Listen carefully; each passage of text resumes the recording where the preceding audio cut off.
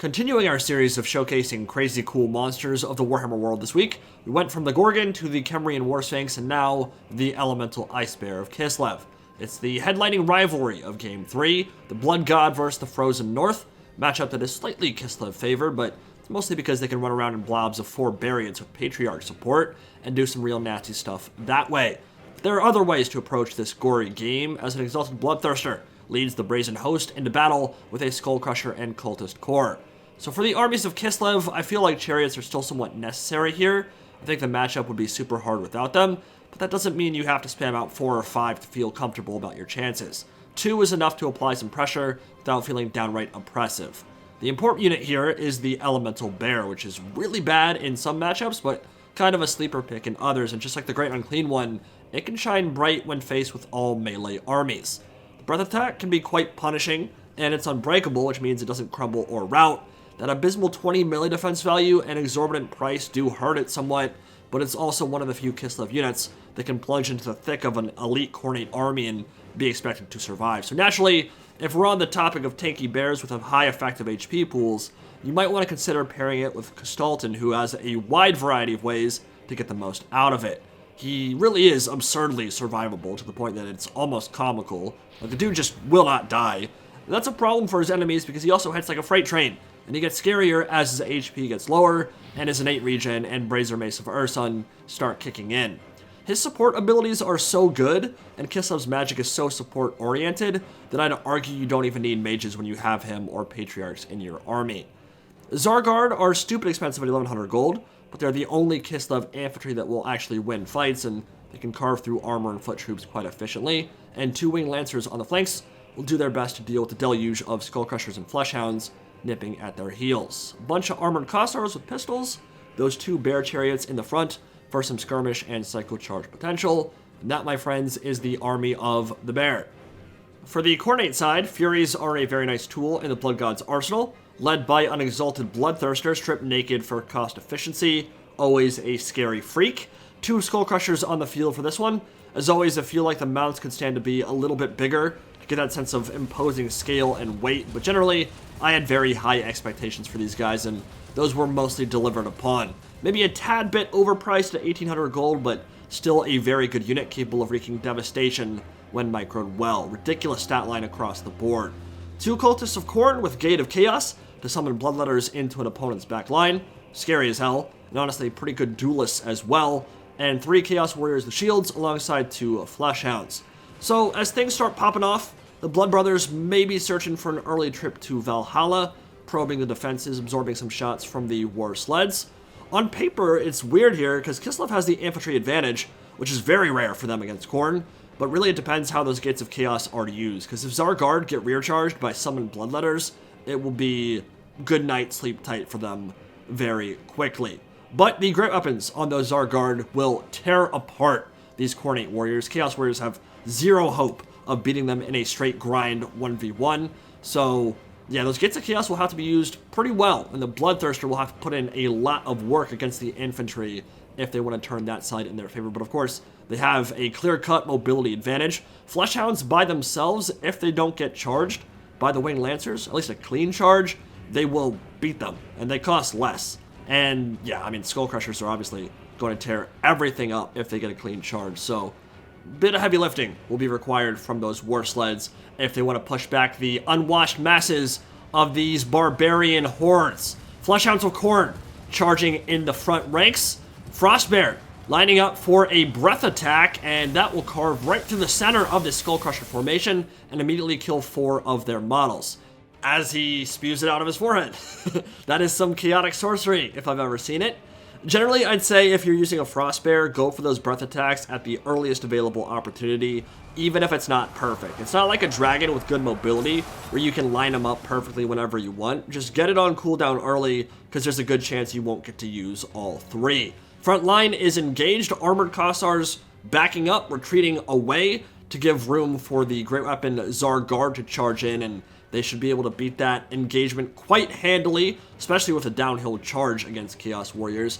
Meanwhile, Fleshhounds and Skullcrushers teaming up to get a little nasty ambush, and the Bloodthirster charging in on the Elemental Ice Bear, and Oh lord, they are literally doggy styling. Love can find its way and blossom on any battlefield, and this is one of my favorite bugs in Warhammer 3.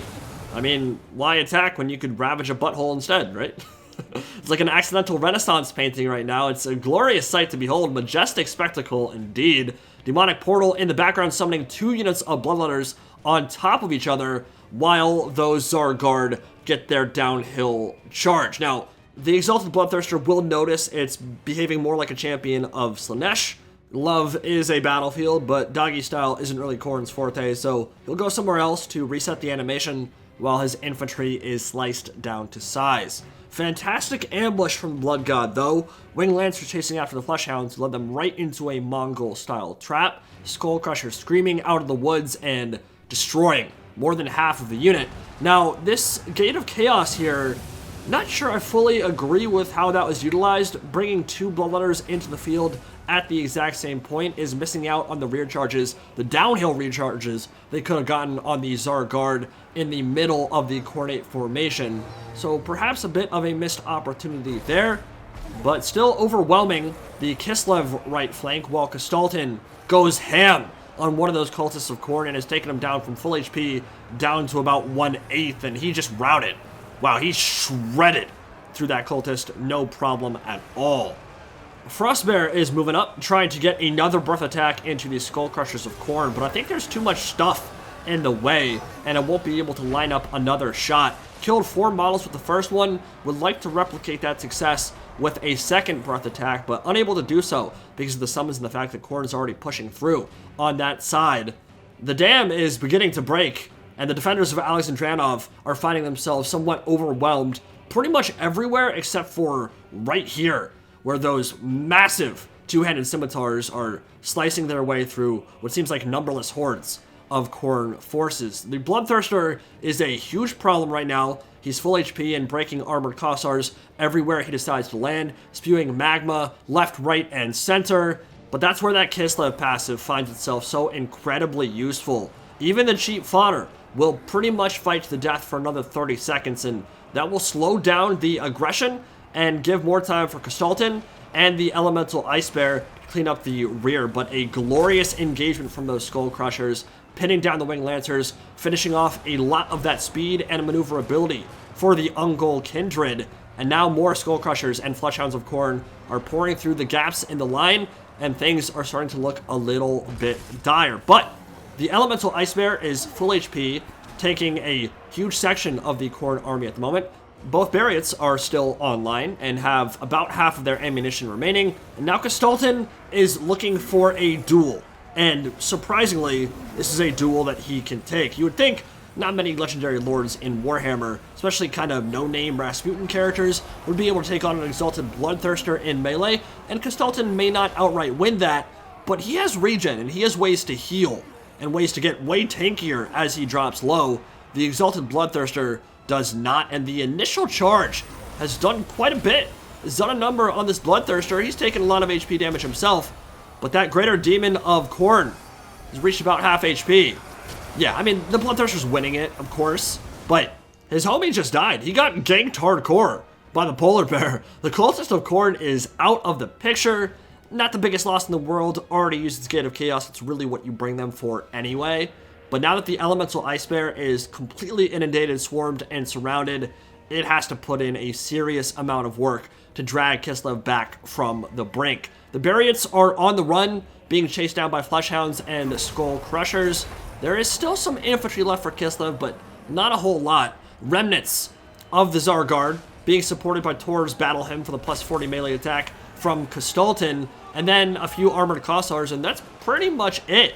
These war sleds caught up by the Fleshhounds and by the Skullcrusher combo, which is definitely a potent combination. Fleshhounds can actually catch up to war sleds on some occasions, tie them down. They have enough mass and weapon strength to cut through the armor and HP of those war sleds, while the Exalted Bloodthirster continues to make its presence known, flaming whip, arcing, slicing, and slapping these homies around, while Kostaltyn is looking not too healthy. Here comes another breath attack from the Frost Bear. Not sure exactly how many. Oh, it looks like a lot of Skullcrushers died in that one. That was another good cast.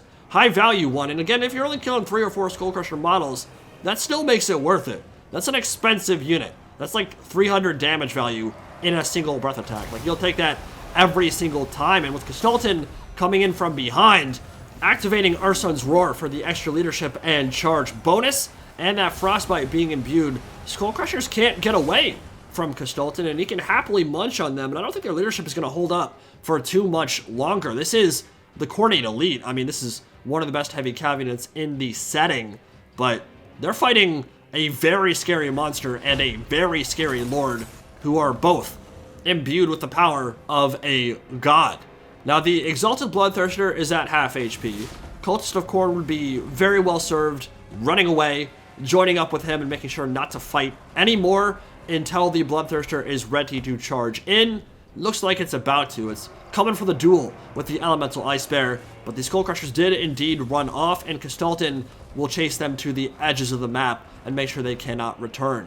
The other Skullcrusher unit is still alive and getting glorious downhill charges, while Fleshhounds chase the Ice War Sleds in the background. And now we've got a duel, a very important one. One that the Bloodthirster would probably win because of the low melee defense of the Ice Bear, but Kostaltyn is nearby, and he has a really cool spell or ability called Salyak's Lullaby, which will heal himself and the single entity monster. Healing in late game situations, pretty strong. Exalted Bloodthirster has some help from the Cultist of Khorne and from the Fleshhounds charging in from behind, who have 65 weapon strength and the mass to prevent that Ice Bear from moving. But now we've got some sync animations going off between the two monsters, and that Bloodthirster is getting straight dookied on by the Ursun combo. Vengeance for the campaign, plus 40 melee attack from Tor's Battle Hymn, also a very strong ability. And guess what? That Exalted Bloodthirster will join the Brazen Host in the Warp, screaming on his way back to the homeland of the demons. I mean, that was ridiculous how fast that Bloodthirster melted. Tor's Battle Hymn was probably even more impactful there than Salyak's Lullaby, but that burst healing might have been enough to keep that Elemental Ice Bear in the fight. And now the Cultist of Khorne is left isolated. Skullcrushers fighting uphill against armor-piercing Zargard. I seriously love their weapons. Those gigantic scimitars are some of the coolest weapons on the Kislev roster. And they've got a lot of cool tools to work with too. But this is not a fight these Skullcrushers want, but it's a moot point because army losses might be imminent. Skullcrushers are running away. The Chaos Warriors are pretty much the only thing left because Kostaltyn dealt with the Cultist of Khorne, chased him off, and oh, this is gonna be brutal, isn't it? Breath attack from behind, and a good 45 or so models just instantly destroyed. Wintry mixes in the forecast, avalanche of ice and snow just obliterating them from behind, and that is going to be your battle. And Kostaltyn may have only gotten 9 kills, but he got 2,700 damage value. The dude is a monster. I mean, there's just no other way to put it. He is a freak. He is super hard to kill. He has amazing support abilities and surprising dueling potential. He melted. He straight up melted that Exalted Bloodthirster with the help of the Elemental Ice Bear, who also got 2,300 damage value. And like I said, not the best tool when you're going up against factions with cannons, artillery, a lot of ranged firepower. It'll have some issues, but against Khorne, against Nurgle, it has some uses for sure. I think the 20 melee defense can definitely hurt it, and it might be a bit overpriced, but an unbreakable monster with breath attacks in the center of your formation that can duel the big scary threats, I mean, it's not a bad tool at all in the Kislevite arsenal, and definitely did a lot of work here. The War Sleds did pretty well too. They each got about 1,100, 1,200 damage value, just running around being annoying. Really like the infantry. The Zargard just straight up ripped up the Chaos Warriors and even got some good kills on the Skullcrushers. The Bloodthirster got 2,000 damage value. Both Skullcrushers made good account of themselves here, but didn't quite make their value back. Still, I think they were useful and impactful. It's hard to get 1,800 damage value with a cav unit, and the Fleshhounds were very useful. But overall, super fun game. Kislev of Khorne. Hope you guys enjoyed. Peace out.